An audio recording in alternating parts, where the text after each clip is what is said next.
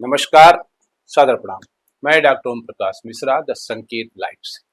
आज विश्व पर्यावरण दिवस है। आज के दिन पूरे देश में तमाम विचार गोष्ठियां पर्यावरण को लेकर होती है। बड़ी बड़ी बातें की जाती है। प्लास्टिक के नए इस्तेमाल को लेकर शपथ ली जाती है। करोड़ों की तादाद में हर वर्ष पेड़ लगाए जाते हैं।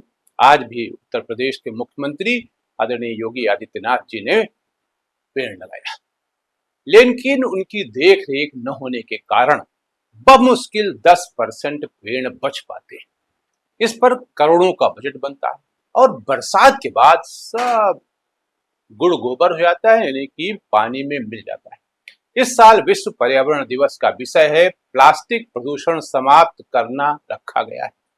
मगर सच ये है कि प्लास्टिक और पॉलिथीन जीवन के हर क्षेत्र में गहरे प्रवेश कर चुका है। दूसरी ओर कचरे से लेकर रेडियो एक्टिव विकिरणों तथा पॉलीथीन से लेकर विषाक्त रसायनों तक वातावरण में छोड़ते जहरीले गैसों से लेकर पाताल लोक तक भेजते विषैले जल तक, सिंगल यूज प्लास्टिक से लेकर केमिकल निर्मित वस्तुओं तक पर्यावरण को दूषित करने मनुष्य स्वयं व अपनी संतति के जीवन को नरक बना रहा है। शासन और प्रशासन की तरफ से यदा कदा प्लास्टिक को लेकर अभियान चलते हैं।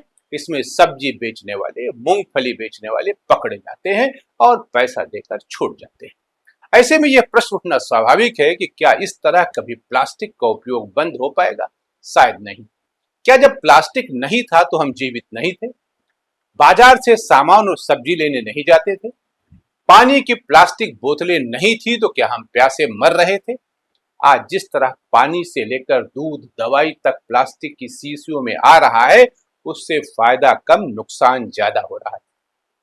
अभी भी होम्योपैथी में प्लास्टिक की शीशियों का चलन प्रारंभ नहीं हुआ, लेकिन अगर यही हालात रहे तो वहां भी प्लास्टिक आ जाएगा। तो फिर सवाल वही उठेगा कि प्लास्टिक का प्रदूषण समाप्त कैसे होगा? जवाब सीधा और सपाट है कि हर साल 5 जून को सिर्फ विश्व पर्यावरण दिवस मनाया जाएगा। बड़े बड़े वादे किए जाएंगे, पोस्टर लगाए जाएंगे, गोष्ठियां संपन्न होंगी और फिर प्लास्टिक की बोतलों में आए पानी को पीकर कार्यक्रम समाप्त हो जाएगा। अरे अगर हिम्मत है तो प्लास्टिक का निर्माण करने वाली फैक्ट्रियों को बंद कीजिए, लगा दीजिए वहां ताला। और अगर इस तरह का कठोर निर्णय नहीं ले सकते तो फिर ये स्वांग रचना बंद कर दीजिए। विश्व पर्यावरण दिवस मनाना बंद कर दीजिए। इससे लाखों करोड़ों का बजट तो बचेगा।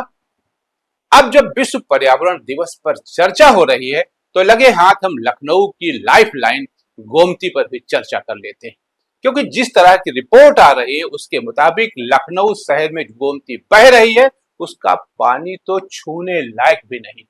पीना, नहाना और आचमन करना तो अलग बात। जान लें कि गोमती 90 किलोमीटर लंबी है। पीलीभीत से लेकर सीतापुर तक इसका पानी साफ है, लेकिन लखनऊ में इसकी हालत बद से बदतर होती जा रही है। हनुमान सेतु के पास आप जाइए और देखिए तो नदी कम नाला ज्यादा है, पूरा पानी काला हो चुका है। नदी में सीधे गिर रहे सीवर, नालों और औद्योगिक कचरे की वजह से इसके पानी में मौजूद ऑक्सीजन घट रहा है। सीवर की गंदगी के कारण जहरीली गैस पैदा हो रही है। यही कारण है कि मछलियां मर रही हैं, लेकिन सरकार बेपरवाह है। नदी के कई हिस्सों में जलकुंभी की अधिकता और झाग दिखाई पड़ रहा है, विशेषकर लॉमार्ट कॉलेज के पास 500 मीटर की दूरी में। यह इस बात का संकेत है कि नदी में प्रदूषण का स्तर बहुत ज्यादा हो चुका है। अब देखना यह होगा कि आज विश्व पर्यावरण दिवस पर लखनऊ नगर निगम वास्तव में गोमती के लिए क्या करता है। आज के लिए इतना ही। नमस्कार।